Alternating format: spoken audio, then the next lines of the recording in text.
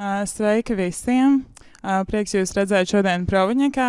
Ir industriālā mantojuma dienu noslēdzošā paneļa diskusija ar visiem lektoriem, kas bija šeit šovasar un vadīja savas lekcijas.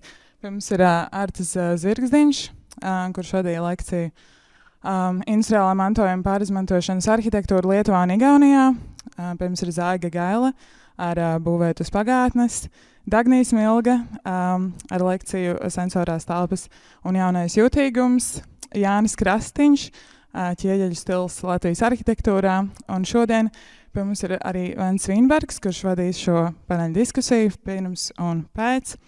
Tā norisināsies apmēram stundu, pēc kuras būs iespēja arī uzdot jautājumus, un arī visiem tiem, kas šodien nebūs bijuši, tie varēs to noskatīties vēlāk Latvijas Arhitektu Savienības mājaslapā pkpp.lv un arī YouTube kanālā.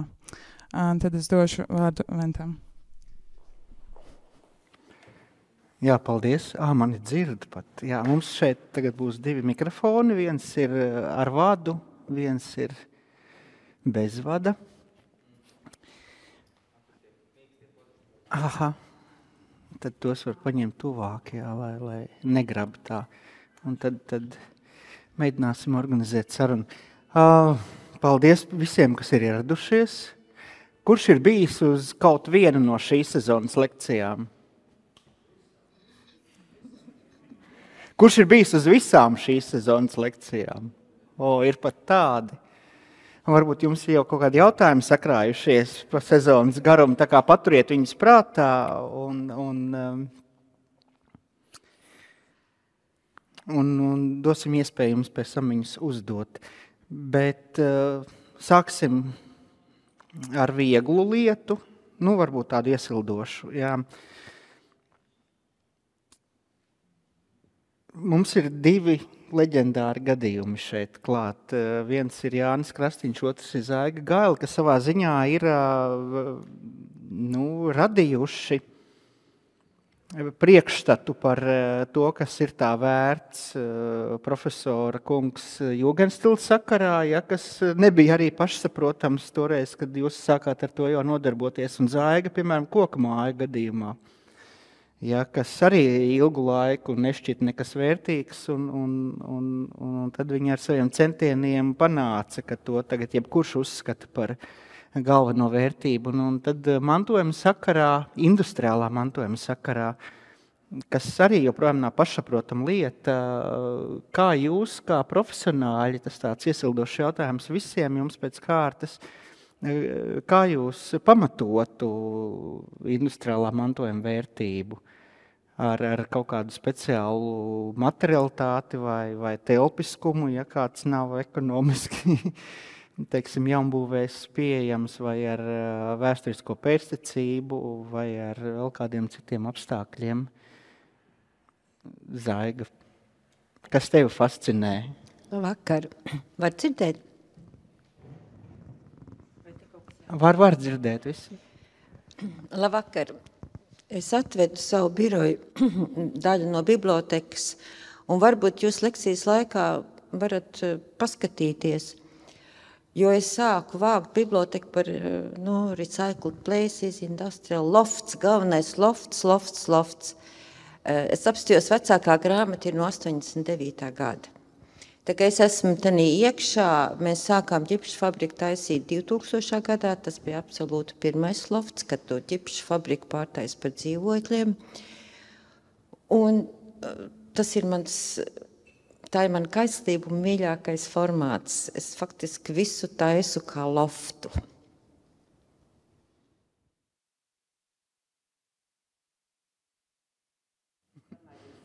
Jā, tu vari palaist par īņķi, ja kādu ieinteresē. Jā, atbildot uz to pirmo jautājumu, man vēsture ir vienmēr bijusi interesanta un svarīga kaut kādā ziņā. Man tēvs un brālis ir vēsturnieki un vienkārši liekas, ka patiesībā par ļoti daudzām lietām, kas daudziem nešķiet varbūt svarīgas vai tā vērts saglabāt, man liekas, bet tas droši vien ir kaut kāda man personīga tāda lieta, ka man vienkārši vēstures slāņi, tas, ko mēs ieraugām pilsētā vai apkārt, ka arī tām kādreizējām ēkām ir tiesības saglabāt kaut ko no savas identitātes un palikt.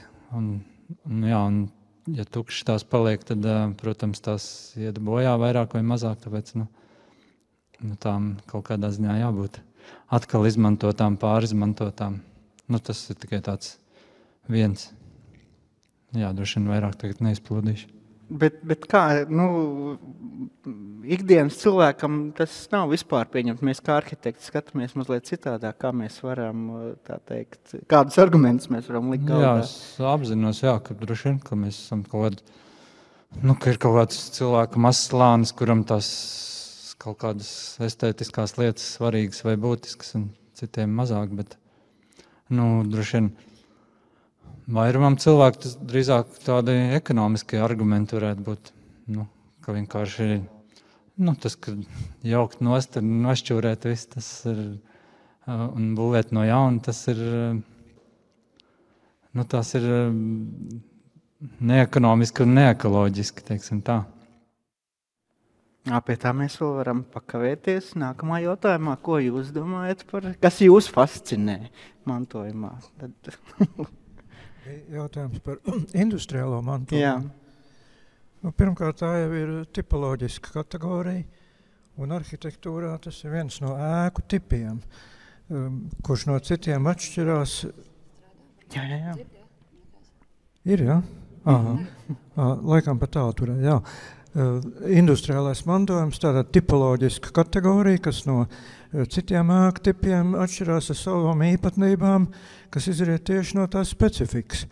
Lielākā daļa ražošanas ēkas, kuras ir tapušas lielākā daļa 19. gadsimtā pie mums konkrēti, ir ievērojami vairāk nekā jebkuras cits ēkas apaugušas ar dažādiem uzslāņojumiem. Un tas ir loģiski, jo ražošanas tehnoloģijas ir nepārtraukti attīstījušās, mainījušās, prasījušas transformēt esošās ēkas, papildināt viņus ar jaunām telpām, un tāpēc bieži vien no tādas sākotnējas ieceres tur daudz kas saprotami, uztverams, nav pat līdz mūsdienām nonācis. Diemžēl viņas ir diezgan nolietotas, viņām parasti nepievērs īpašu uzmanību, un jāsaka, diezgan traģiskā veidā, it īpaši mūsu Rīgas centrālajā daļā, tur Plāšplēša iela Vasaru kvartāli, tagad stāv tukši, kur bija pietiekami arhitektoniski, arī vērtīgas un izteiksmīgas celtnes. Un tā pašā laikā, kas industriālā mantojumā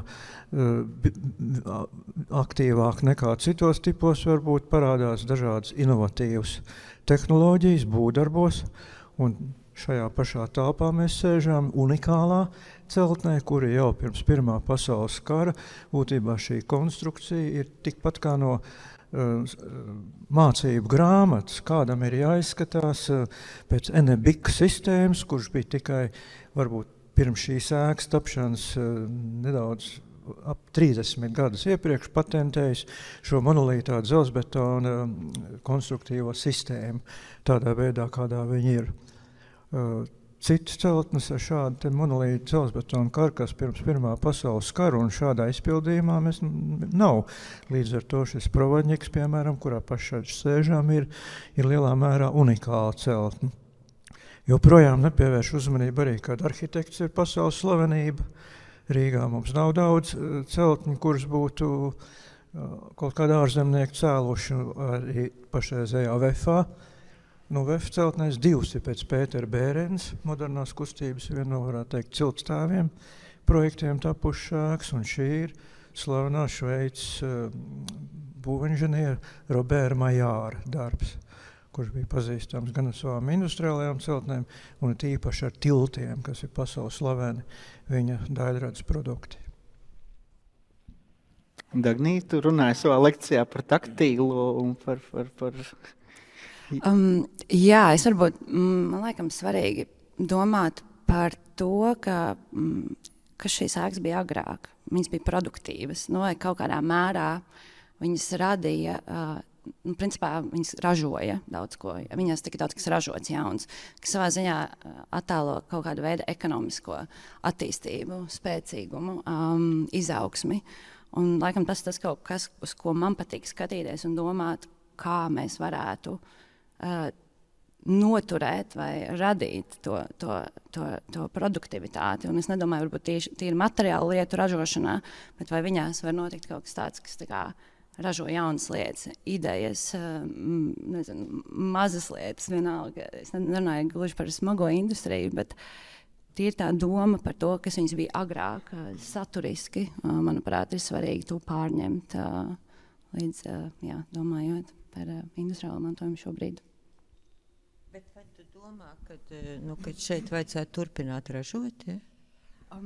Nē, man liekas, ļoti, ļoti sarežģīts jautājums par to, ko šeit vajadzētu turpināt darīt. Man šķiet, ka varbūt šeit apkārt vajadzētu uzcelt daudz lielisku dzīvojamo māju un radīt dzīvojamu pilsētu, un tad šai vietai būtu vieglāk radīt jaunu funkciju. Laikam man tā pieeja ir vairāk par dzīvojams vidas radīšanu un kurā vietā stāv industriālais mantojums tajā kontekstā.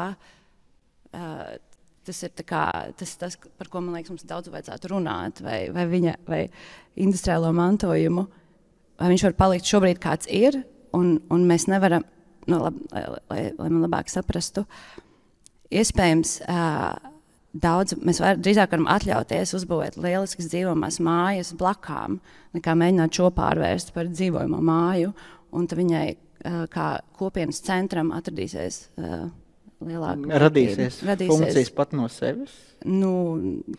Man ir piemēri. Es tikko apmeklēju vienu piemēru. Protams, man patīk vienmēr stāstīt piemērus no Šveices, kas ir lieliskākie. Bet, principā, tur ir saglabāti industriālas halles, kas ir kopienas centri. Viņas atstātas pilnīgi tukšas, jo viņiem arī nav nauda, ar ko viņas patiesībā piepildīt. Bet tādēļ, ka ir radīta dzīvojuma vide apkārt, viņas pildās, cilvēki viņas paši pilda. Pirms pāris gadiem šķiet, Brigita Bulā arhitektūras gadabalvā pacēla tēmu par jaunbūvu moratoriju.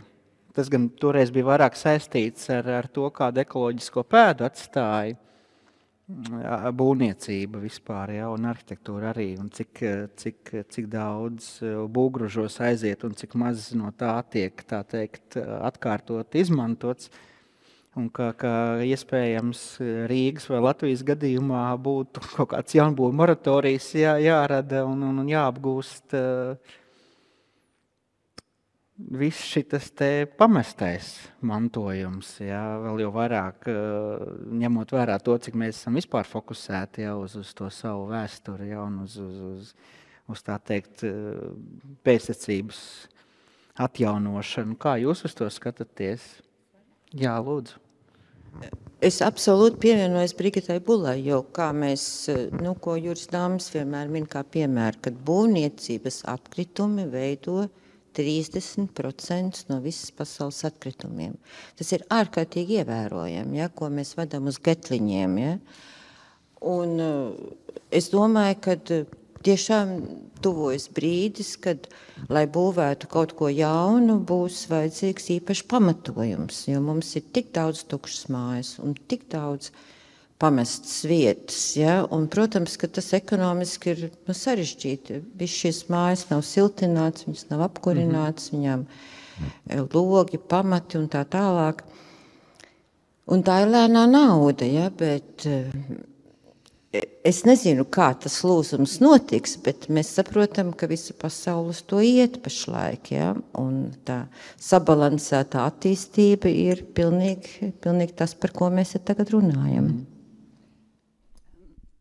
Jā, es piekrītu par sabalansētu attīstību, bet man šķiet, ka nevienmēr ir labāk paturēt esošo. Kā, piemēram, tagad jau skaidrs, ka ja veids ļoti, ļoti precīzi aprēķins, koka būvniecība nav nemaz tā ekoloģiskākā. Ja tu tiešām ej cauri visam, arī ieguldītu enerģiju, ka teiksim, ir milzīgas analīzes, kurās Šobrīd tiek saprasts, ka pat ar betonu reizēm ir ekoloģiskāk uzbūvēt ēku, piemēram, debeskrāpē vai tādu. Līdz ar to mums jābūt ļoti uzmanīgiem par to, kurā brīdī mēs sakam, ka saglabāt visu mantojumu ir daudz tā kā dabai draudzīgāk. Man šķiet, ka es pilnībā piekrītu tam lielajam konceptam, es pilnībā piekrītu, ka tieši Latvijā ir ļoti daudz ēku, bet diemžēl daudz, kur ekonomiski ir neiespējams kaut ko ar viņām izdarīt, un līdz ar to tiek pilnībā turēta attīstība, mazliet tiek ierobežot attīstību. Manuprāt, reizēm varētu mazliet vieglāk tam pieiet un pavērt vaļā diskusiju par to, kas tieši ir saglabājums un ko tas mums dod.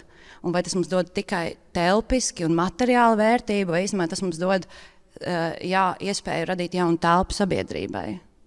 Manuprāt, tas ir bet tās ir arī mūsu atmiņas. Tagad mans zirciņš sākās. Ja? Kāpēc mēs atjaunojam vecas mājas? Tāpēc, kad noslaucīt visu Dagniju, mēs esam sen jau tam tikuši pāri, ka tagad mēs noslaucīsim, būvēsim jaunu. Ja?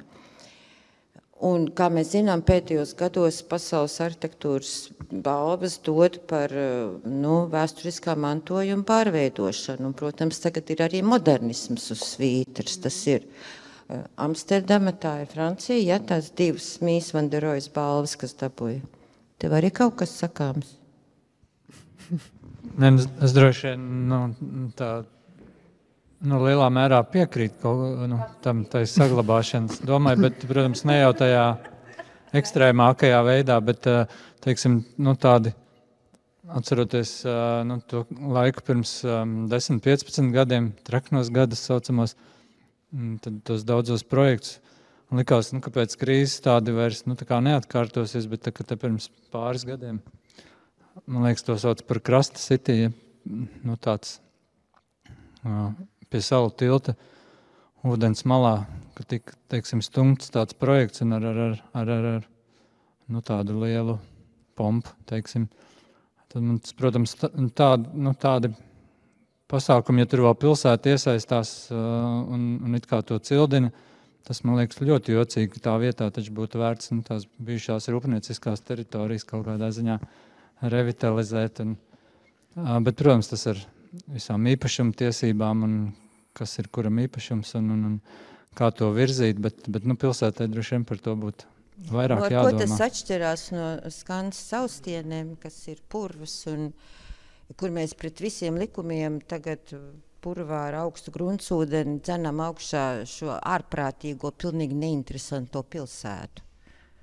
Skanas caukstniec, vai kas viņš ir, Zemienis, ja?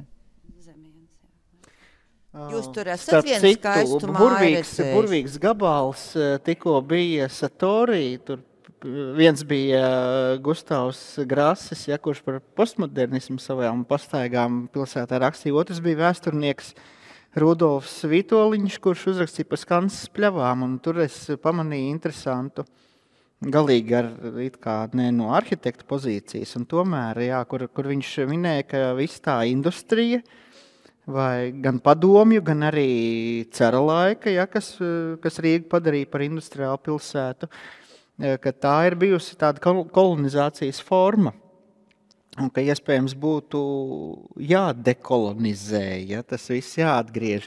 Bija, piemēram, Austrumvācijā taču veselas programmas, kur jauc mikrorajonus nost, lai atgrieztu viņus dabai, tā teikt. Tu domā, ka cariskās Krievijas kolonizācija, vai tas ir padomju laiku kolonizācija? Gan. Skaidrs.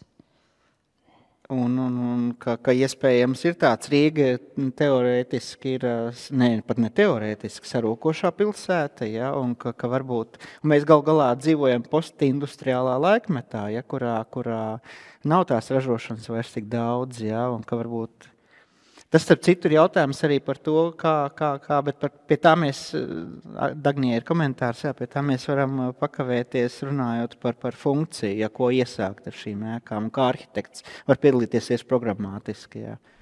Jā, man tas komentārs par sarūkošu pilsētu, jo viens puses jā, bet tas nenozīmē, ka mums vajag samazināt dzīvokļu daudzumu, jo veicot Rīga X izpēti, mēs, principā situācija ir tāda, ka šobrīd aptuveni 75% no Rīgas iedzīvotājiem dzīvo mikrorajonos, tādēļ, ka tu pieminēji, ka Vācijā jauc nost.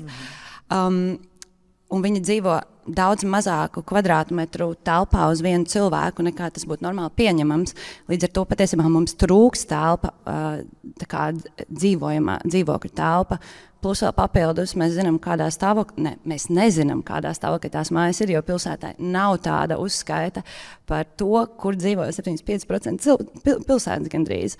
Līdz ar to, ja mums vajadzētu palielināt dzīvojamo telpu, lai cilvēkiem būtu labāka dzīves vide, mēs patiesībā nevaram neko jaukt nost, mums vajag bišķiņu vairāk vēl telpu, lai viņus citur vēl izmitinātu, un visa atlikušā mikrorajona, un kaut kāds ēkas mikrorajonos, kas droši vien nav tehniski labā stāvoklī, tās tad var droši vien nav lietojums. Bet mēs nevaram tā vienkārši jaukt nost. Profesor kungs. Tāpēc, ka tas industriālais mantojums lielā mērā arī padomu mantojumu pārklāja. Kā jūs uz to skatāties, kas ir tā vērts? Jūs domājat no padomu laika rūpnīcas? Jā. Par tām arī ir diezgan liela ņemšanās. Mēs jau Rīgā tādu piemēru, ir jau, kas saka, viņi pārvērtušies vairāk par ražošanas par tirdzniecības vietām. Tur viņas funkcionē pietiekami aktīvi. Bet padomu laika šīs rūpnīcas celtnes nav neviena tāda arhitektoniska spilgta piemēra.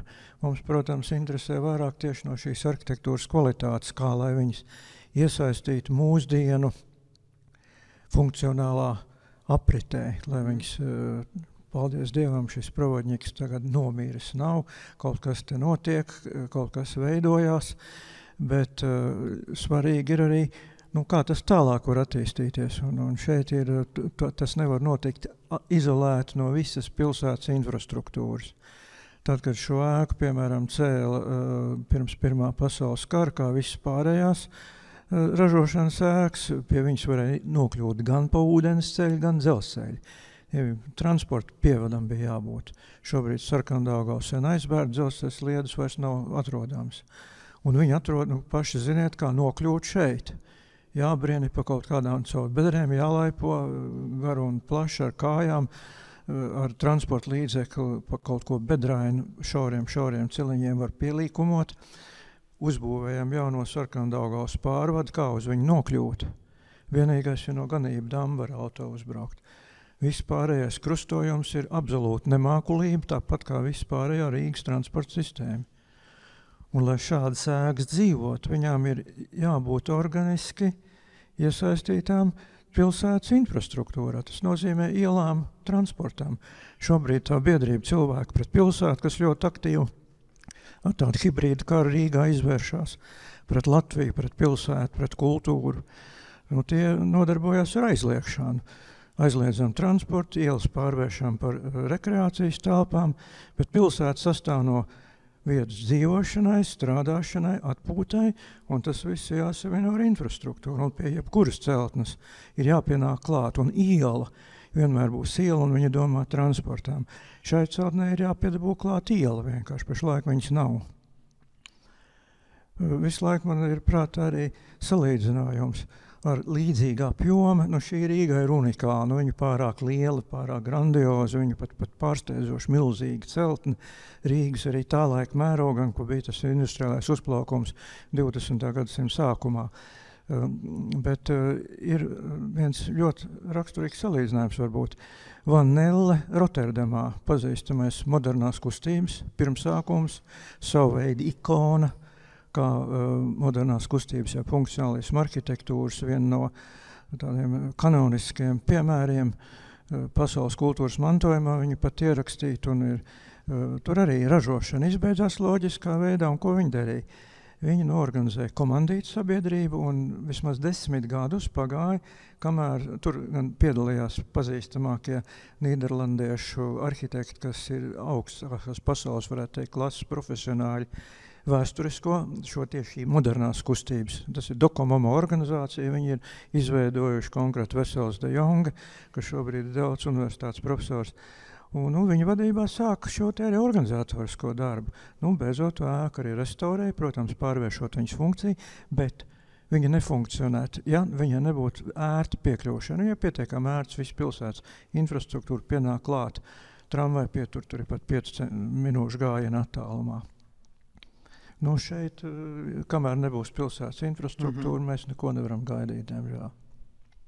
Bet tad nākamais loģiskais jautājums ir, kāda loma, kurš nosaka, jo ir pierasts, pat ne pierasts, bet kaut kā tā notiek, jā, ka arhitekts lielākoties ir izpildītājs, ja nāk pasūtītājs ar programmu, pasūtītājs ir iegādājies vai iecerējis kaut ko, un tā teikt, arhitekts izpilda viņa vēlmes, bet kā, piemēram, arhitekts varētu piedalīties, tāpēc, ka bieži vien tiešām nav zināms, ko ar to iesākt, ja ir šis lielais īpašums kāda rīcībā, ja, un piemēram, Zaigu, kāda ir tava pieredze, kā tas ir bijis, ja, tur, piemēram, viesnīca Raugu fabrikā, ja, pēc savas lekcijas, vai tā bija pasūtītā ideja, vai arhitekts kaut kādā veidā var piedalīties tajā programmā, jo, piemēram, šeit tiešām ir jābūt ļoti augstam intelektam, ja, lai izdomātu programmu šādam apjomam.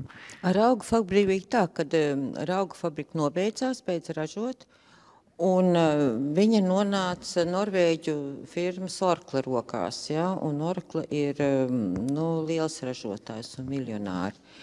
Un tad viņi saprata, ka viņiem pieder arī tā spilve, ja, Orklē. Un tagad viņi pat arī kaut ko atvēra. Jā, un tur bija domas, vai likt birojus, vai dzīvokļus, vai likt viesnīcu. Un šit pat stāsts ir par Z-torņiem, kurus 3 reizes pārbūvēja. Tas vispār ir stāsts par Ķīpsals, Manhetenu. Un nav jau daudz iespēju, ir jau tikai 3 varianti. Un tagad, kā es dzirdēju, kad Kims, Zana Čulkstāne, nopirkus blakus māju. Nevis nopirkus, tu man stāstīji precīzāk, ja, ka tur, kur blakus Krūštu fabrikai. Mūsu Rauga fabrika ir tieši pretīm Hanses peronam, ja? Iedot lietošanai. Jā. Viņa ir iedot lietošanai, cik tur gadiem, ja? Tā kā tās ir tādas privātas iniciatīvas. Bet kā var piedalīties arhitekts, piemēram, tajā programmas veidošanā? Nevis būt vienkārši... Protams, ka es, piemēram, ļoti aktīvi piedalos. Visā arī mēs domājam par ģipšu fabriku, kas tur būs. Tad, kad bija krīze, mēs bijām iesākuši taisīt dzīvokļus 2. kārtā, tad uznāca krīze, un tad Domus, piemēram, izdomāja, ka pārtaisīs visus birojiem. Tad atkal mazliet bija svārstības, tad atkal apakaļ dzīvokļi, un tagad ir tikai dzīvokļi. Un redzi, tas ir ģipšu fabrikai ir tā veiksme, ka tā ir vieta. Ūdensmala, tuvs centrs, brīnišķīgs svaigs gaiss un labi skati, un tur ir tā izšķiršanās. Ja? Piemēram, Raugu fabrika kā viesnīca būtu ideāli, ja būvētu Davida Džai muzeju. Es tagad saprotu, ka tas ir beidzies šī ēra. Ja? Zālē sēž mans students Reinijs Tukmans, kuram, piemēram, bija diplomdarbs Lietišķās mākslas vidusskolā. Man liekas, ka ir brīnišķīga vieta mēbeļnams. Reinijs uztaisīja šo priekšlikumu, mēs visi dzīvojam līdz. Mēbeļnams, ko joprojām kurina, kur viņš ir, Reinī, kurā vietā? Purciem mēbeļnams, un tagad mēs esam arī visi izdzīvojuši caur to plānu, ka viņš pat ir apkurināts, un tur kaut kādus lēšu mēbeles, tur tā nīkulīgi tirgo. Skatīties kaut kā tādā veidā, ja, kad mums nav jāceļ jauns brīnums modernās mākslas muzejs, un vai vispār muzejs ir vajadzīgs. Tagad ir atkal jaunā līnija. Un, teiksim, sapņi par to, ka Boļševička vai Provodņiks būs laikmetīgās mākslas muzejs, nu, redz, tur jau ir tā apkurs lieta arī, nu, ka viņi nav silti. Bet es pat daudz ilgi runāju, ja? Dagnī, par to programmātiskumu negribu neko pateikt. Nu, par to, kā arhitekts var piedalīties, nu, jo tu tomēr mazliet citādāk, ja, šķiet skaties uz to, ko var dabūt no liekām gatavu, jebkur. Jā, man liekas, vienkārši es nekad neskatos uz to vienu māju. Ja pie manis atnākt un prasīt, ko tur darīt, es skatītos, kas notiek apkārt. Nu, tieši tā, kā arī profesors Krastiņš tikko minēja, vai ir infrastruktūra apkārt, kas ir apkārt. Tas tieši tas, ka mēs Rīga X tajā izpētē, skatoties uz visu Rīgas dzelzceļa loku, kā ir daudz industriālas teritorijas, bet ir daudz jaunas attīstības lietas, kas notiek blakām. Un no tā jau var sazīmēt to potenciālo programmu. No tā, kas ir mazliet jau tu redzi, kas iezīmējas. Protams, arī domājot, kas pilsētā trūkst. Ja mēs runājam par kultūras telpām, droši vien, ka trūkst teātris, bet tāds teātris, kurš ir fleksibls teātris, kurš visa gada garumā, teātra telpa, Black Box, teiksim, kurš visa gada garumā var aicināt daudz dažādas ārzemju kompānijas, līdz ar to radīt kultūru mazliet pieejamāku lielākai sabiedrības grupai. Teiksim, tas ir kaut kāds, piemēram, viena programma, ko es tikko uzreiz iedomājos, ja mēs to esam kaut domājuši. Bet, manuprāt, tā interesantā lieta ir skatīties kombinācijas programmu, kas rada kaut kādu dzīvojumu vidi kopā blakām stāvot. Tad ir jautājums, mums ir liela pieredze šajā ziņā Rīgā, jā, ka šitās pamestās teritorijas, viņas kaut kādā ziņā ir aizvietotājs, ja tā kultūras dzīvē. Ja nav pietiekami daudz telpu, ja tās nav tās lielās katedrāles jaunās, ja, ne koncertzāles, ne mākslas muzeja laikmetīgā, bet ir, lūk, šis, ja tāds teikt, skvoteru variants, ja, kurā mēs dzīvojamies, ja, pa tām pamestajām telpām, ja, mākslas festivāli, kultūras festivāli un visādi pasākumi notiek šādās, jau ir kaut kā pierasts, ja, ka tās ir nomaļu lieta. Ja. Tagad tu esi bijis Vidzemes tirgū, Kim? Biju, jā. Un kā tev tur patika? Nē, es tur esmu bijis iepriekš arī citos gadījumos. Hovonovus tur vēl ir noticis un tam līdzīgi, jā, bet es esmu par to rakstījis. Jā, jā, kad vietas viss ir brīnišķīgi, tikai būtu tā māksla. Bet tas kaut kā nepiedod, lūk, manuprāt, nepiedod tā teikt, tai mākslai vērtību, tas ir, tā teikt, kopējā sabiedrības apziņā, tas komentārs no manis, jā, rada tādu priekšstatu, ka viņai ir vieta, ja, tajās nomalēs, jā, un tajās... Es domāju, ka, piemēram, Zahas Hadīdas projekts, kur tas bija? Romā, jā, vai kur tas bija? Jā, Maksī, jā, un viņš nosprādzis jau ir faktiski, jā, un mēs ar Māru tur kūlāmies ar taksu un apakaļ netikām, un taks nevarējām izsaukt, un tā telpa, jā. Bet tagad es arī gribu pajautāt, es atvainojos, ka es tik enerģiski. Ko tu domā par kongresnām? Laik paņem brožas, jā. Nē, zini kā, bet tad pastīsimies uz plašāk. Es biju Arta lekcijā par Igauniju un Lietuvu, un man viens jautājums bija, ko es neuzdevu, par to, kā viņi uz to skatās, vai tev ir kaut kāda nojauta, vai, mēs vienmēr samēram, jā, ar kaimiņiem un tam līdzīgi, un tad liekas, ka Igauni daudz tālāk ir ģentrifikācijas jautājumā tikuši, jā, par Lietuvu es vēl mazāk zinu.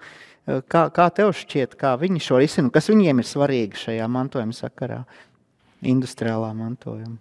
Jā, man jau arī tas skats kaut kādā ziņā virspusējs vai, cik tur paziņas vai draugi, bet pie tā iepriekšējais gribēju piebilst par tiem, ka tā tradīcija kaut kāda pēdējo tur 20 vai varbūt pirms 20 gadiem tas bija aktuālāk no kaut kādas tur superdaču holandiešu kolhās nākot, kad arhitekts ir tas domātājs un virzītājs, kas kaut kādas procesus spēj iespaidot un pats,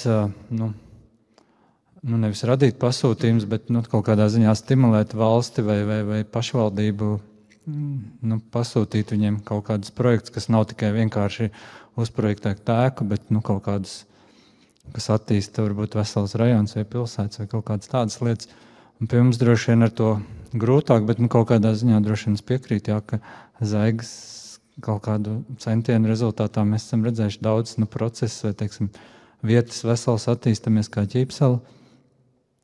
Bet par Lietuvu pārējot, tas gan bija pilsētas arhitekts Mindaugas Pakalnis, kas kaut kādā ziņā to Paupis, tas nav pat kvartāls, tas ir vesels rajons Viļņā, kas ir pirms, man liekas, šobrīd viņš ir tā kā pabeigts, tas pēdējais kvartāls arī, tur ir kaut 7 kvartāli un biroji, un 7 biroji, arhitektu biroji iesaistīti, pārsvarā tur, kas ir arī kādreizējā Skaiteks rūpnīca. Tur gan no tā mantojuma mazi saglabājas, bet tas lielā mērā, ka tas pilsētas arhitekts spied un gāja cauri dažādiem konkursiem un plenēriem, workshopiem, un tad tas krīze nāca tā 8. 10. gada.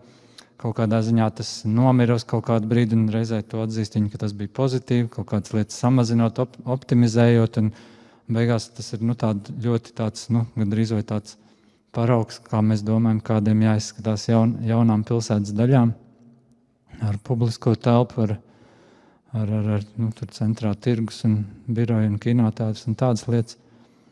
Bet tas ir tā kā lielā mērā pilsētas arhitekta, bet reizē to arhitektu kopienu iesaistot tajā līdzdomāšanā un radīšanā, un reizē arī pasūtītāju, tā kā to attīstītāju īpašnieku virzot. Bet tāds cits piemērs, Duo arhitektu, kas šobrīd lielākais Lietuvas birojs, Gilma bija arī vienā tajā lekcijā, ka viņiem iepriekš birojs bija tur centrā, var teikt, netālu no stacijas, kas arī bija bijušā rūpnieciskā ēka, bet viņi ik pa kaut kādiem gadiem, 3 vai 5, viņi domā, ka viņiem jāpārvāc, un viņi apzināti nopirka ēku bijušā betona rūpnīcā. Tas ir kaut kādi 8 km no centra, tā kā Kauņas virzienā vai pie apveceļa tuvāk. Tur, kur notiek ražošana apkārt, vēl tāda panīkus, protams, ir dzelzceļa sliedes pienāk, un viņiem tas birojs, tādā telpa ar 8 metru griestiem, tā ir tāda padomju laika ēka, dzelzbetona ēka. Un blakus viņiem tur ir mēbeļu veikals, tas Andra ir tā Andra Beldišūta, viena no vadītājiem biroja, viņam arī kaut kādu grāmatvedības kompāniju un vēl kaut kādas lietas, kas rūpnīcas vidū ir radījuši kaut kā ienākot, tur radījuši grūdienu tai vietai mainīties no tādas industriāls, tādu postindustriālu un pavisam kaut ko citu, un tas ir īstenībā viņa tāds kaut kāds vizionārisms vai kaut kāds redzējums un reizē arī spēks, tāds piemērs, laikam es tuvākā apkārtnē nezinu, bet droši vien kaut kas līdzīgs varbūt, bet tas nav par rūpniecisko mantojumu Kauņā, tā vecā pastēka, kas ir Kauņas tā ārdeko modernisma, tāds viedzīme, varētu teikt, vai simbols, ka tur arī pateicoties kaut kādā ziņā Audris Karaļus, varbūt pazīstams personāžs, un vēl tur tie, ka virzos to, ka tas būs, pēc pagājušajā gadā bija tāda kultūras galvaspilsēta, un ka tas būs par, tā kā arhitektūras centrs vai arhitektūras institūts, Kauņas tāds. Bet, Artī, tu arī kā teorētiķis savā ziņā, un tu esi daudz vairāk nekā, es, piemēram, redzēju to, ka tu daudz vairāk zini, kas notiek gan Lietuvā, gan Igaunijā, un tad varbūt paspekulē par to, ar ko atšķirās. Mēs, piemēram, mūs arī slavējuši, kaimiņi par to, kāda mēs esam, rekonstruētāji un pārbūvētāji, ka tas ir mūsu lielais spēks, bet kas, piemēram, viņiem šķiet svarīgs tajās būvēs, kuras viņi pārbūvē, kas ir atstāšanas vērts vai kā viņi interpretē, kā to var salīdzināt? Tagad, kā mēs kādreiz 10-20 gadus, pirms 10-20 gadiem, vienmēr par tiem igauņiem ir tāda kā skaudība vai kaut kāda tādu skatījumu, kas nav beidzies, bet varbūt mainījies kaut kādā ziņā. Un atceros, man tāds labs draugs Ralfs Ļoka no Salto birojas, viens no labākajiem igauņu birojiem, ka mēs tā par to runājām kādreiz jau sen pirms gadiem 10, man liekas. Viņš teica, bet jums Rīgā ir glamūrs. es tā sasmējos un tā domāju, tas tā kā joks, bet nē, tas pavisam nopietni, kad kaut kādas tās lietas lielāk, spožāk, dekoratīvāk, dārgāk, tajā ziņā droši vien Rīga pārspēja Tallinu, jā.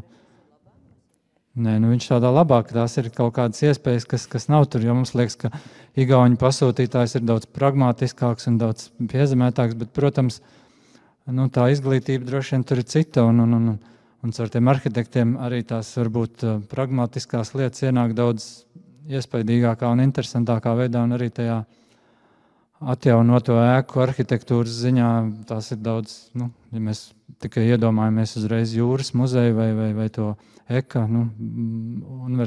Mākslas akadēmijas ēku vai to Kalamājas tirgu vai to bijušo spēkstaciju, kultūra katlu, vai ne tās ēkas, Rīgā, varbūt, jā, Hanzas perons kaut kas, vai tāds, kaut kas ir uz to pusi, bet tas vēriens un arī tās arhitektūras idejas tur nesalīdzināmas, jā. Dagnī? Jā, man šķiet, ka tas glamūrs, nezinu, vai mums palīdz, jo, man liekas, mēs diezgan ilgi vispār, kāpēc Rīga vēl ir uz kaut kādas kartes, kāpēc vispār cilvēkiem patīk, ir tas mūsu mantojums, tas pilsētas telpa salīdzinot ar Viļņu un Tallinu. Bet, diemžēl, skatoties mazlietiņ pragmatiskāk uz visiem ekonomiskiem rādītājiem, mēs aizvien vairāk un vairāk atpaliekam no abām blakus valstīm, un tas man īstenībā nenormāli satrauc. Man šķiet, ka ir ok atpalikt no Šveices un Vācijas, bet man liekas, nav ok atpalikt no mūsu kaimiņiem, ar kuriem mums ir principā pilnīgi vienāds izejas punkts. Līdz ar to mēs kaut ko mazlietiņ daram nepareizi. Varbūt mums nav līdz... Ar ko atpaliek kādā ziņā? Lai tas nebūtu vienkārši frāze, klišejas. Research and development investīcijās. Vispār, ka mēs paskatāmies uz cik daudz jaunas skolas un kādā kvalitātē ir uzceltas un cik daudz liela izglītības reforma ir notikusi Igaunijā caur Igauņu arhitektu savienību, kā viņi to ir mēģinājuši radīt un mainīt konkursu sistēmu, lai varētu radīt mūsdienīgu kvalitatīvu arhitektūru. Šobrīd tiek dibināta jauna ministrija, klimata ministrija. Igauņu arhitektu savienība ļoti strādā pie tā, lai tiktu radīts jauna tāda kā grupa Space Agency, manuprāt, viņu sauc, kurā tiek iekļauti arhitekti, lai viņi principā varētu dot padomu politiķiem izlemt, kas ir svarīgs lēmums. Piemēram, nāk Rail Baltica, kur mēs zīmēsim uz kartes viņu. Kā mums jau vajag kaut kādu reāli fundamentālu bāzi, kuri spēj racionāli izdomāt un patiesībā telpiski plānot, lai tāda veida lielus valstiskus lēmumus pieņemtu. Un, principā, tas nākamais, manuprāt, uzdevums, pie kā šobrīd Igauņu arhitektu savienība strādā, lai veicinātu arhitekta ietekmes sfēras radīšanu. Līdz ar to mēs varam mainīt lielākā pakāpē lēmumus vai ietekmēt viņus, un tad jau tie tālākie paši tālāk un tālāk attīstīsies. Tāpēc, manuprāt, mums ir jāmēģina strādāt kaut kādā tajā virzienā, nevis tik šausmīgi smagnēji mēģināt atrisināt Provodņika jautājumu, jo, manuprāt, viņu nevar atrisināt, ejot no šejienes, iziet no šejienes. Tas būtu laikam mans komentārs. Tad ir tuvojoties jautājumu sadaļai, ja jums tādi ir radušies, es ceru, ka tā ir, bet viens no noslēdzošiem jautājumiem, kas varbūt izraisīs vēl kaut kādu diskusiju, ir, piemēram, jūs, Krastiņa kungs, jūs lasat taču vēl lekcijas, vai ne? Arī par mūsdienu arhitektūru, ko es atceros no sava laika, arī pirms 15 gadiem. Vai ir kaut kas, ko jūs, piemēram, liktu kā labu piemēru, ja, mūsu mērogā pēdējo gadu laikā, tādu pārbūves rekonstrukcijas, revitalizēšanas vai pārinterpretēšanas piemēru tieši industriālā mantojuma sakarā?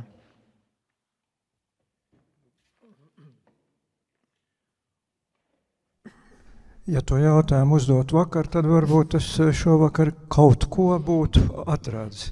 Bet šajā brīdī atbildi tieši diemžēl izpaliek. Uzreiz nenāk prātā. Jo viss tas, kas tajās esošajās fabrikās ir, viss jau zina, protams, Lāčplēša iela šo uz uzdevumu, kas ir it kā tāds pietiekami kulturāls, inteliģents piemērs, bet arī Strits, ka, teiksim, tur tie... Bet tā ir cita pilsētbūvnieciskā situācija un ļoti labs ilustratīvs piemērs tam, ko es minēju, ka šeit īpaši cerīgi neizskatās tieši šīs pilsētu apkārtējās infrastruktūras dēļ.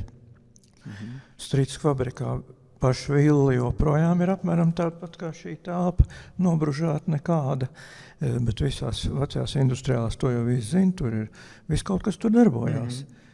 Un labi funkcionē, un tur turklāt arī ar automašīnu var piebraukt klāt, kas arī ļoti svarīgi. Mūsdienās visi, gan politiķi, gan viena liela daļa, to jau es teicu, tie cilvēki pat pilsētu ir uzņēmuši, kas saka, zemo startu, kā automašīna, ko cilvēks ir izdomājis savai vērtībai, ir vienkārši jāapkaro, un viss. Nevis risināt jautājumu, bet aizliegt. Tipisks komunismu laika, teiksim, politiskais princips. Tad es citiem arī to pašu jautājumu uzdot, ko jūs apsveiktu, kā veiksmīgus piemērus Artis arī kā. Vēsturiski, protams, Zaigas ģipša fabrika, tas bija kā tāds pirmais loft projekts, un tas kaut kādā ziņā līdz šim saglabājies, nepārspēts varētu teikt. Es domāju to pirmo kārtu. Un, Zuzeums un Hanzas perons, tie noteikti tādi, no tādiem vēsturiskākiem, respektīvi 20 gadiem atpakaļ, kas tapis droši vien tā, kas bija savulaik dienas redakcija Mūksalas ielā, vai ne, kas bija padomu laika ēka, arhis pārveidoja par tādu žurnālistikas, tā iekštāp, manuprāt, bija ļoti interesanti ar tiem, kā tādas salas pakāpienu un reizē tā stiklotā fasāde. Saprotu, ka tur gan bija visādas klimata problēmas ar to pārkāršanu un tādas lietas, vai ne? No tiem pašiem apmēram laikiem arī tas Rimī Valdemāra ielā, no kur tur tikai no vecās, tā bija ādas, laikam ādu rūpnīca, bija tas ūdens tornis saglabāts, arī kā tāda zīme, tikai, un kaut kādā ziņā tā jaunā ēka interpretē kaut kādas references vai atsaucas uz to vēsturisko, tas man licies interesanti, bet tā ļoti daudz Rīgā droši vien grūtāk nosaukt. Man jau liekas, ka runājot par tiem kvartāliem, es saprotu, tas Kimela kvartālam tur bijuši 3 vai vairāk konkursi un dažādi priekšlikumi. Es nezinu, kādā šobrīd situācijā. Jā, toreiz piebilst. Tas, kas Valmieras ielā bijušā Rusabalta rūpnīcē, pēc tam Rīgas piensēmnieks, tur kaut kas šobrīd top, bet es nezinu. Bet, tas būs droši vien iepirkšanās centrs un kaut kas tāds vairāk, un es nezinu, cik tur no vecā un kā tiks saglabāts, bet droši vien mēs esam tagad jau mazliet gudrāk un viss, tieši tā pirmā industrializācijas viļņa, respektīvi tas, kas līdz pirmajam pasaules karam radies, to mēs jau novērtējam, tās ķieģeļu skaistās ēkas, vai ne, bet to otro laiku varbūt mazāk. Bet, tādu, ne kopsavilkumu, bet, man liekas, tos kvartālu lielajos projektos, kāda mums Rīgā īstenībā nemaz nav, ja paskatās salīdzina ar Viļņu vai Tallinu, ka tur tā atslēga būtu drīzāk nevis nošķūrēt un uzbūvēt visu jaunu vai visu tā ģentrificēt un pārvērst visu par tādu glamouru, bet saglabāt kaut kādu to iespēju.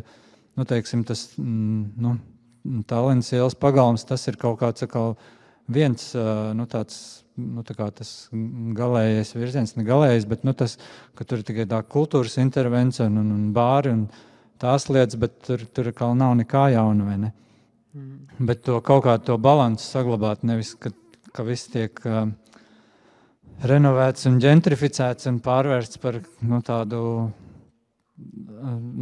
bagātu ļaužu vietu, bet kad tur arī saglabāt kaut kādas tās neformālās lietas un tādas, kas netiek pilnībā atjaunotas vai pārbūvētas, jā, tas man liek. Varbūt mēs aizmirsām, arī Sēba nav slikts piemērs. Ūdens ielā, tā kas... Jā. Jūs piekrītat, ja? Ka tā ir augstskola un... Jā, es teiktu, ka viens ir tie arhitektūras momenti, bet to nevar visu reducēt uz arhitektūru. Cik mēs pieliekam tur arhitektūru. Drīzāk tā tie scenāriji, kāds tiek izmantots, kāda sabiedrība ienāk, tam var būt lielāka nozīme, jo te ir isē, bet tur jau varbūt kaut kāds tas jaunās arhitektūras klātbūtne jau mazāk, viņi vienkārši tiek tā prasmīgi izmantot, tas drīzāk. Nu jā, un par tabaks fabriku tur jau arī tagad ir Lukševics jau ir uzbūvēts koka karkas. To mēs ļoti gaidām, jā, izskatās iespaidīgi un cerīgi, jā, bet vēl jau nav gatavs. Dagnī? Jā, es tikko izdomāju.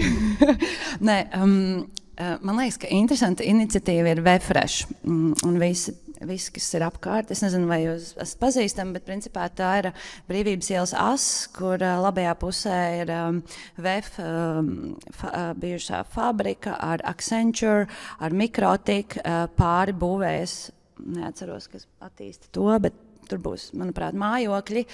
Tālāk LMT un jaunā teika. Un principā VFresh ir vairāk tāda kā iniciatīva no visiem šiem kompānijām radīt tādu kopienu, kura mēģina attīstīt to vidi. Mēģina radīt tādu kā inovācijas centru pilsētā. Principā, ja mēs iztēlamies Apple savu centru kaut kur uzbūvē lauka vidū, tad šobrīd viņu iniciatīva ir uztaisīt inovāciju poligonu, izpēti, mobilitātes inovācijas. Ap Brīvības asi tajā posmā no VF tilta, ka nobrauc lejā līdz pat jaunajai teikai. Viņi ar šo jau tikuši diezgan tālu, jo viņi pat spējuši piesaistīt finansējumu, manuprāt, dažādiem izpētes iespējām, LMT ar 5G tīklojumu un tam līdzīgi.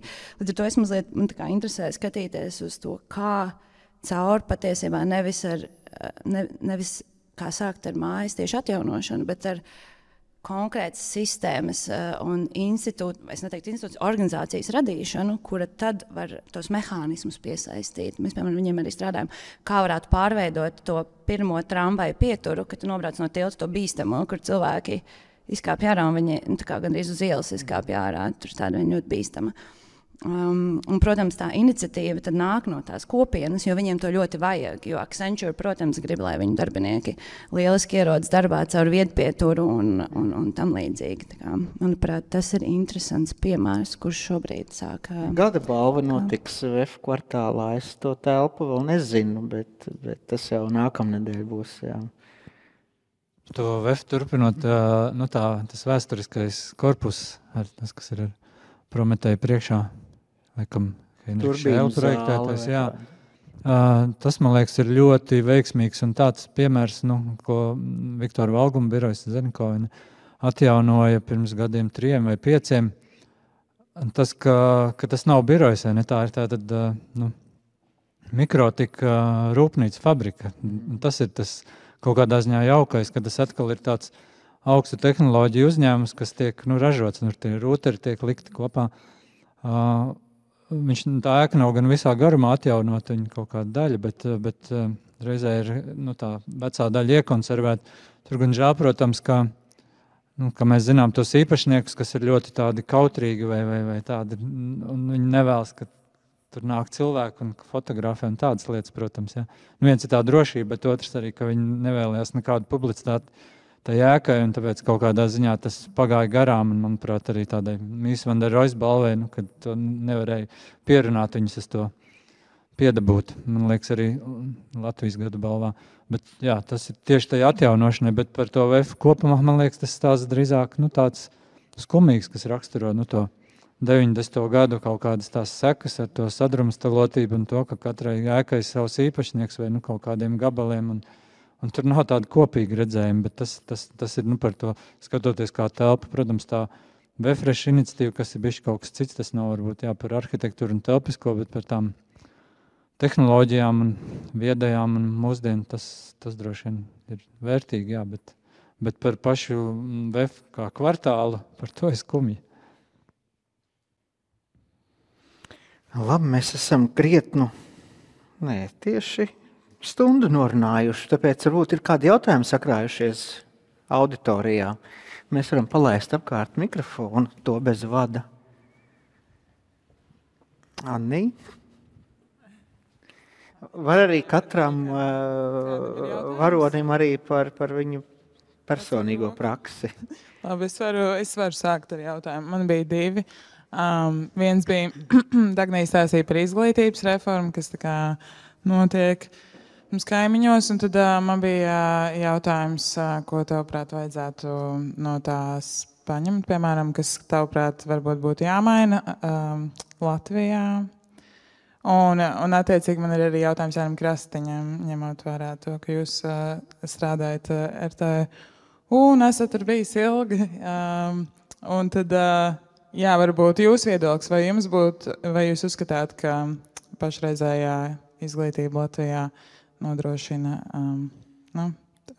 tā kā, vai būtu jāveic kaut kāda veida reforma arī Rīgā? Un otrs jautājums būs varbūt pēc šī jautājuma. Mēs parasti runājam par reformām izglītībā. Parastās reformas pie mums Latvijā notiek reformu dēļ. Pašlaik, starp citu, arī Tehniskajā universitātē briest milzīgas reformas. Fakultāšu skaits tiek samazināts uz pusi. Arī arhitektūras fakultāte beigs eksistēt kā fakultāte, kā administratīva vienība. Pēc jauna, kad viņi būs apvienot kaut kādā institūtā ar dizaineriem, kas mēs vienā mājā atrodamies, un tā tālāk. Bet atbildēt uz jautājumu, vai pašā izglītības tātad programmā un izglītības programma īstenošanā kaut kas būtu maināms un tā tālāk. No to acīm redzot, es nedošu atbildi. Tāpēc pats esmu viens no tiem, kas ar šo jautājumu nodarbojās. Šeit pašvērtējums laikam nebūtu īsti pareizākais. To mēs varam jautāt mūsu absolventiem, kā viņi jūtās šajā darba vidē, tie, kas ir beiguši mūsu skolu. Līdzīgs bija tev, Dagnija, par to. Es īsti nezinu, bet tu jau nejautāji par arhitektūras izglītību, jo tas, par ko es runāju, bija vienkārši izglītības, kā veidot jaunas skolas, būvēt, tā kā, nezinu, no 1. līdz 12. klasē. Tas bija tas, par ko es runāju pie Igauniju. Bet, ja jautājums ir, ko paņemt, man īstenībā nepatīk tāds jautājums. Man neliekas, ka mums vajag kaut ko paņemt no citām valstīm. Man liekas, ka tā ir mazliet tā problēma. Varbūt arī tas, ko profesors Krasiņš teica, ka mēs paņemam, ka jāizslēdz iela gājējiem, un mēs to paņemam un tā izdaram, jo citur tā dara. Tā kā man gribētos, ka mēs runājam par to, ko mēs varētu izdarīt mazliet radikālāku un mazliet konceptuāli skaidrāku savā kontekstā. Ja mēs sakam, jums ir 2 gadus vai gadu diskusija par industriālo mantojumu, vai tā ir svarīgākā tēma, kur mēs varētu tā kā teikt, nākamos gadus Latvija taisa jaunas publiskās ēkas tikai industriālā mantojuma ēkās. Tā kā provokatīvs jautājums. Bet, teiksim, mums vajag mazliet kaut kādu virzienu saprast, kur tad mēs stāvam, jo ir tik daudz problēmu īstenībā, viss ir sarežģīti. Vajag atrast to skaidrāku konceptu, ko tad mēs gribam. Es varbūt nezinu tagad pareizi, bet cik es sapratu, Igaunija pēdēji ir tagad pieņēmis lēmumu, ka visas publiskās ēkas tiks būvētas no koka. Varbūt, ka tā, es nezinu precīzi, bet es kaut ko tādu dzirdēju. Es nezinu, kas to ir izlobējis, protams, arī ir interesanti. Bet jebkurā gadījumā, jūs saprotiet, cik tā ir diezgan spēcīgs lēmums. Tā kā man liekas, interesētu mēģināt saprast tādu kopīgo mūsu vērtību, kas būtu tas, kur mēs varētu mēģināt koncentrēties. Jautājums ir par spēku sakoncentrēšanu un viņu kaut kādu kopīgu vīzijas virzīšanu. Un tāpēc man kaut ko paņemt no citiem iedvesmoties, tas ir interesanti. Tad, kad tu jau zini aptuveni, kas mums būtu interesanti pašiem savā kontekstā, tad tu skaties, kā citi to dara. Bet mums nevajag, manuprāt, skatīties uz to, kā citi dara un kaut ko mēģināt darīt līdzīgi. Tas tā vispārīgi. Vēl viens jautājums par to pašu. Tad tu strādā arī pie Mākslas akadēmijas programmas, cik zināms. Un tad kāda ir šī projekta vīzija? Mums nav diskusija par izglītību arhitektūrā. Tāpēc, ka tas būs ļoti ilgi un gari. Atsevišķas sarunas. Kāds vēl jautājums?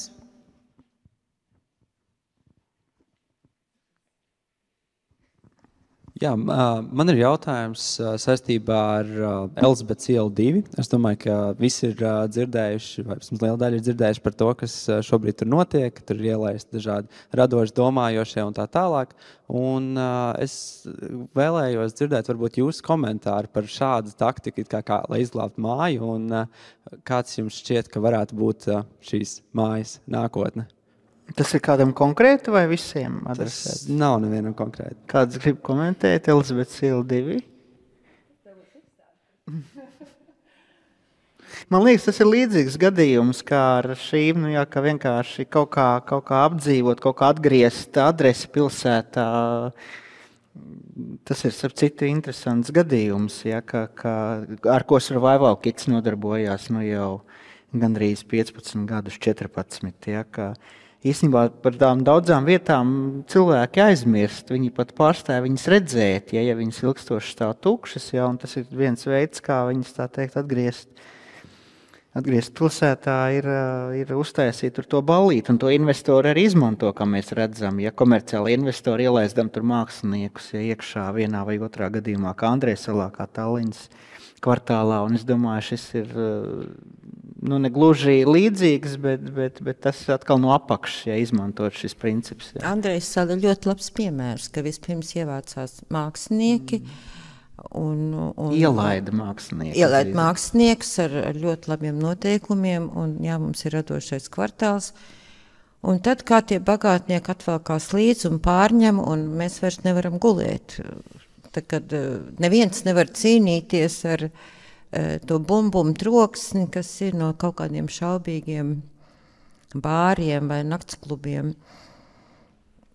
Tagad man Sīles pastāstīja graujošu ziņu svētdienas vakarā, kad arābi nopirkuši Andrejsalu. Tas būtu apokaliptiski. Nav vēl nopirkuši, bet viņš jau skicē. Es nezinu, cik daudz salas ir. Ja kaut kā mēs nemākam un nevaram, vai viens otru nograužam, es nezinu, varbūt tev ir viedoklis. Par Andrejsalu vai par Elizabetes ielu? Ne, par Andrejsalu vai tie piemēri, man nepatīk tas apzīmējums radošais kvartāls, tas tāds, labāk patīk, pilsētu kultūras epicentri vai kaut kas tam līdzīgs. Un Andrejsala bija pirmais 2005. Gadu, man liekas. Bet tā Rīgas, ir Ričards Florida, kas ir viens no tās radošo pilsētu tiem praviešiem, kurš teica, ka radošā pilsēta sāks no 2 miljoniem, tad Rīgā mēs, protams, esam 3 reizes mazāk. Vai ne?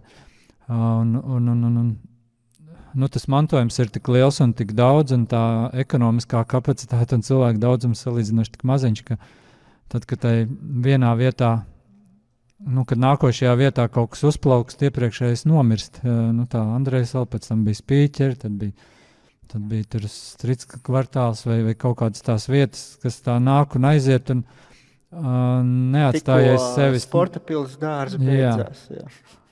Bet tas, kad ko tā Andrejsala aiz sevis atstāja tikai restorānus. Un tādā ziņā tas, piemēram, Tallinas Teleskivī, ka tur tas īpašnieks, kas, es nezinu, viņam, droši vien tagad ir pār 40 gadiem, bet tā, viņš sāka, viņi bija pavisam jauns, man liekas. Un viņiem, kas arī ir bijušā rūpnīca centra tūmā, bija, ar dzelzceļu saistīti pie stacijas, tur patās, tas kaut kā līdzīgi varbūt sākās arī tur restorāni, bāri. Tagad ir fotogrāfiska galerija Zviedru.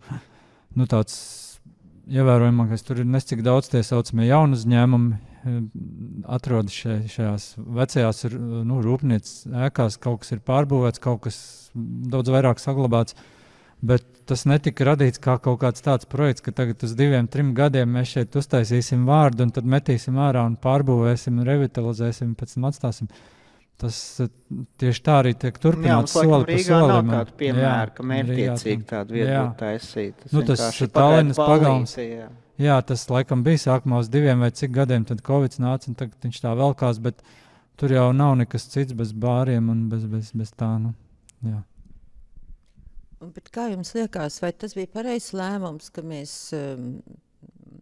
universitāti izcēlām nekurienē Torņkalnā, ja, un tagad ir tās vairākas tukšās mājas pilsētas centrā, kuras tur nīkuļo un sprākst nost. Kāpēc mēs joprojām gājam uz to, ka, tiksim, koncentrētā studentu pilsētiņa būs tagad Pārdaugavā? Ko tu, profesori, par to domā? Vai jautājums ir par Tehnisko universitāti vai Latvijas universitāti? Latvijas universitāte ir, to var skaidri un gaiši redzēt, ārkārtīgi nepārdomāts projekts, jo it kā tāda koncentrēt vienu vietu viena no prestižākajām, lielākajām Latvijas augstskolām, bet tieši tur šis infrastruktūras gājiens, lai gan paralēli iet dzelzceļš, paralēli iet gan vienības gata, viss pārējais, reāli tur piekļūt klāt ir tikpat kā neiespējami. Un īpaši šādi tipi, vai no šīm te pasaules pieredze rāda, kad augstskola šīs pilsētiņas, jeb kampus, kā to svešvārds saka, pilsētiņa tā ir, jā, atrodās pilnīgi ārā, lai viņiem var piekļūt ar autotransportu būtībā. To viņš ir orientēts uz brīvu iesaistījumu dabā, vai viņām ir jābūt, saistītām gluži tāpat kā jebkurai publiskai ēkai ar pietiekam ērtu pilsētas infrastruktūru. To jāsaprot galvenokārt sabiedriskais transports un iespēja piekļūt ar jebkuru transporta līdzekli. Latvijas universitātei pat no sabiedriskā transporta kājām bez bez dzīvības apdraudējuma, tur zem Jāgavas ielas tilti izpraukties ir ļoti grūti pat.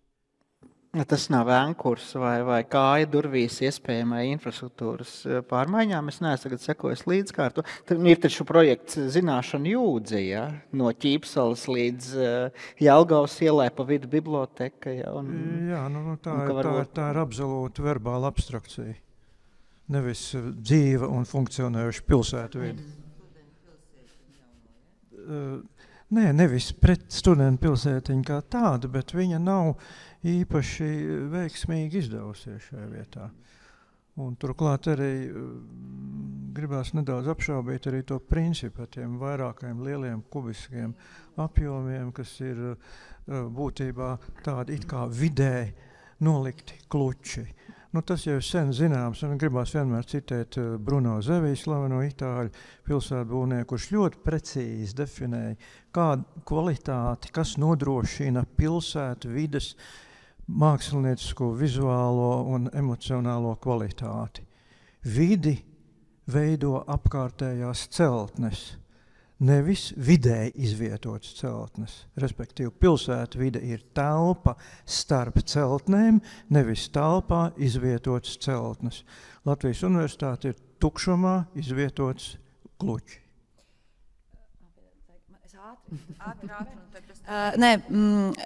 Pilnībā piekrītu, jo, manuprāt, tas vēriens, principā, ja mums būtu tā finansiālā kapacitāte izveidot tur pilsētiņu tā, lai viņa tiešām būtu kvalitatīva. Tā ir viena lieta, un otra lieta ir iespējas. Ja konkursu pieteikumos, tāpēc, ka mēs arī piedalījāmies, tikko tāpēc mazliet tā kā man ir sakrājies. Ja es redzu visu lielo laukuma vidu nobruģētu un uztaisītu augstas kvalitātes publisko telpu, tas īsti nezinu, kur mums ir tāda līdzekļa to izdarīt. Visticamāk, tas vienkārši nenotiks. Līdz ar to jautājums, kāpēc spekulēt atkal uz kaut ko romantisku, kas nekad nenotiks, jo mēs nevaram to pacelt. Par savienojumību, manuprāt, potenciāls tomēr tur ir, jo Rail Baltica jaunā Torņkalna sacīja tieši blakām plānojas. Tur tajā kontekstā, manuprāt, tā lieta attīstīsies, pāri ielai arī attīstās studentu mājokļu projekti, kas ir privāti, jo viņi saprot, ka vajag apkārt. Līdz ar to kaut kas apkārt mazliet notiek. Bet es laikam nevaru iekomentēt lēmumu par to sākotnēju lēmumu, vai vajadzētu atstāt pilsētā vai taisīt tur, jo es par to par maz esmu. Es par to nekad, man liekas, vēl tad neoperēju Rīgā tādā, lai saprastu. Vai varbūt es vēl nebiju piedzimis, es nezinu.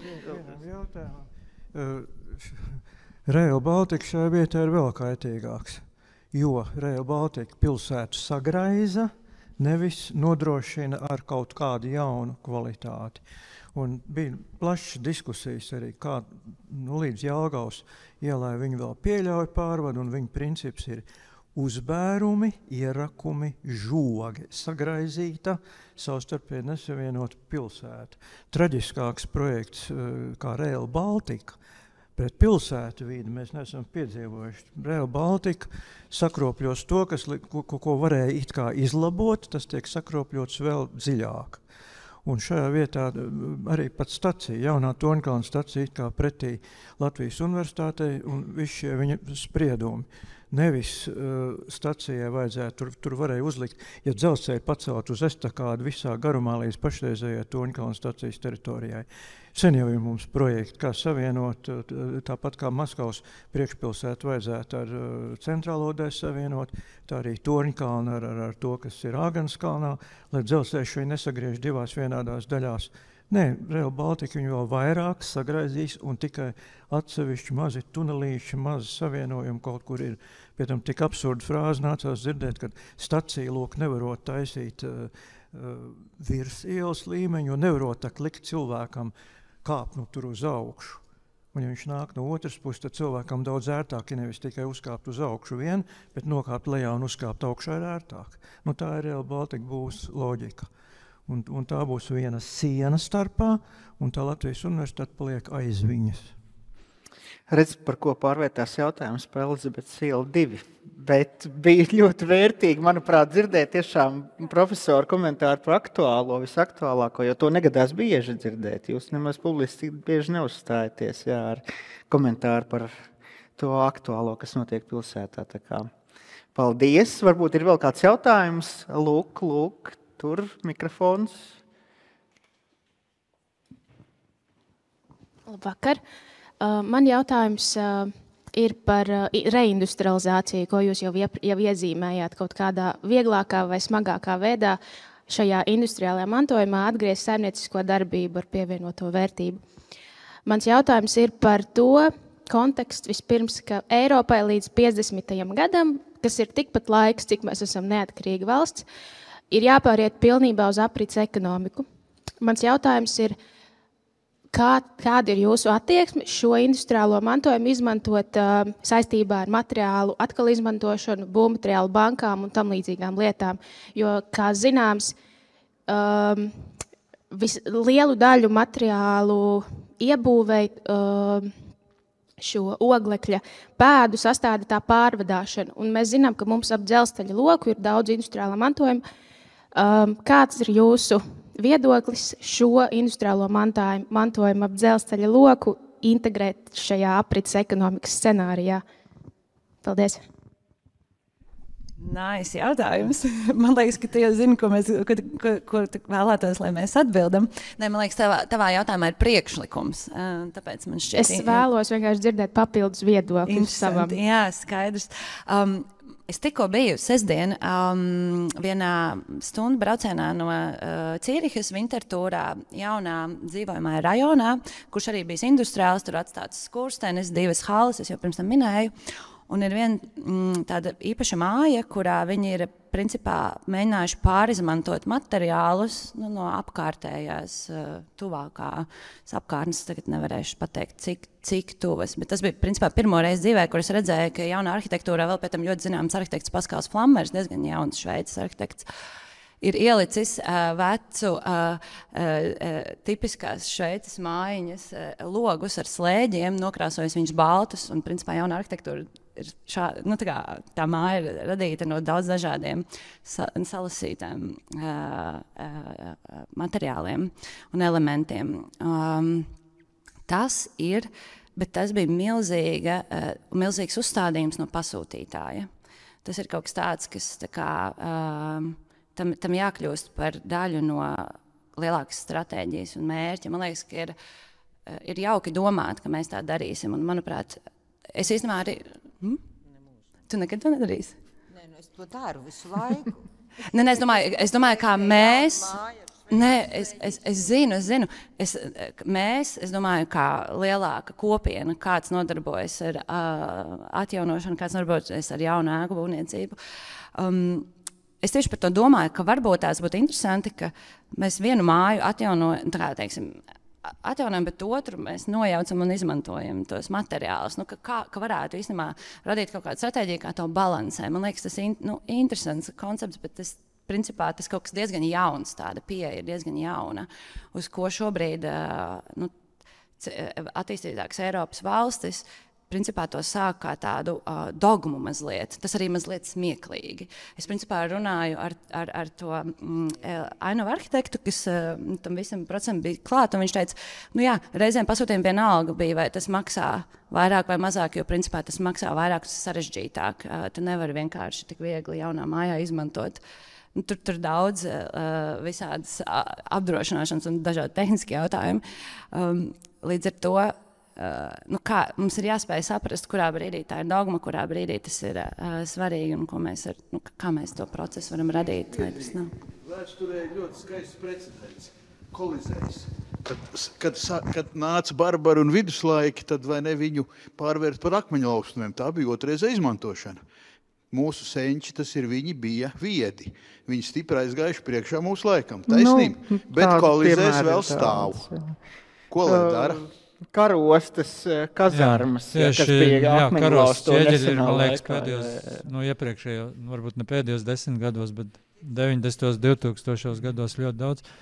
Un tad atkāpjoties no tā, par to ķieģeļu tēmu, nāk prātā, ka šodien vispār ķieģelis vairs nav tā kā struktūrāls materiāls, bet tas ir apdars materiāls, tikai dārga apdara, bet sanāk tas ķieģelis kaut kādā ziņā rādīja tās vietas, nāca no tās tuvākās apkārtnes zemes un kaut kādā ziņā to identitāti caur to nesa. Piemēram, tie Rīgas arī šī ēka un vairums, tas dzeltenīgais ķieģelis, kas nāk no Lielupes baseina, tur līdz 20. gadsimta sākumā tur bija, man liekas, 50 cepļi, tad vismaz tās ķieģeļu krāsnes, Hofmaņa krāsnes. Bet šodien tas ķieģelis ir modē, bet tas tiek ražots pārsvarā Beļģijā vai Dānijā, vai kur mēs lipinam uz, ieskaitot zaigas arī, teiksim, otro ģipšu fabriku. Mēs neizmantojam kaut kādas lodes vai kalnciem ķieģeļus, jo mums tie nepatīk. Un nabi kalnciemā vairs neražo jau vairs. Nē, es ļoti ilgi ņēmos, lai ražotu to ķieģelu. Man tā bija kā misija, bet vienkārši tie onkoļi nevarēja atmosties. Es piekrītu kaut kādā ziņā, ka tās Eiropas kaut kādas te uzstādījumi ir skaisti un tā, bet, protams, tas ir arī no otras puses tās ir tādas Eiropas direktīva birokrātiski, tādas saukļi, kuras mums jāsaprot, vai tas virziens jau ir pareizs, bet ja reiz jaucam nost, protams, labi ir pārizmantot tos ķieģeļus, tam es, protams, piekrītu. Bet tur, kur var izmantot ēku kā telpu, es domāju, tur vērtīgāk to paturēt. Vēl viens pēdējais jautājums.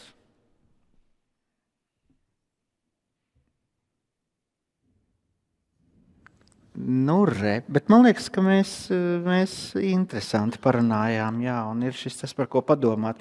Man viena lieta patīk, piemēram, arī atgriežoties pie sākuma, kur es pieminēju tos, kas ir radījuši priekšstatu par vērtību, kā jūs, Jāni, kā Zaiga, ar savu entuziasmu un ar savu izpratni, ir radījuši to priekšstatu par to, kas ir vērtīgs un saglabājams arī plašākā sabiedrībā, ko tagad uzskata par nacionālo vispār lepnumu. Viens piegājiens, starp citu, kas man ļoti patīk, Zaiga, tavā darbā, ka tu dod tos nosaukumus. Kā tu dod nosaukumus savām ēkām? Vārdus dod, atšķirībā no investoriem, kas mēģina uzburt tur kaut kādus tādus apartamentus un šitādus, tu iedod to vēsturisko, vismaz tādā ziņā, tā vieta paliek, tā teikt. Tā man drusku mīļa tēma, kas, ka, teiksim, tādā ziņā alfa, man liekas, jauka, ka tā pārdzīvē, bet ka tas kā tāds vietvārds saglabājies, kļūst par vietvārdu veselai apkaimē, apkārt, vai, teiksim, Aurora, man liekas, zaudēja to. Tas oficiālais pavisam kaut kas cits, bet vēl kaut kas briesmīgāks, man liekas, tas Biķernieku ielā tur kādreiz bija rūpnīca Sīrijus, pirms cara laikos tik ļoti skaists vārds, un no tā tur tas Sīrijus kolektors, Sīrijus grāvis, vai Sīrija grāvis. Padomu laikos viņi, protams, bija to nosaukumu zaudējis, un tad tur to Bonavas dzīvojumu kvartālu ar tām diezgan primitīvām mājām, tas sauc tagad Biķerziedi, cik skaisti, vai ne? Bet vecais Sīrijus vārds ir nomirs, vai ne? Liekas, varēja. Tas tāds un arī privāti varbūt sāp. Es teikšu lielu paldies sarunas dalībniekiem, paldies visiem, kas atnāca un noturējās līdz pašām beigām, un gaidīsim nākamo sezonu, vai ne, Annī? Cerams, jā.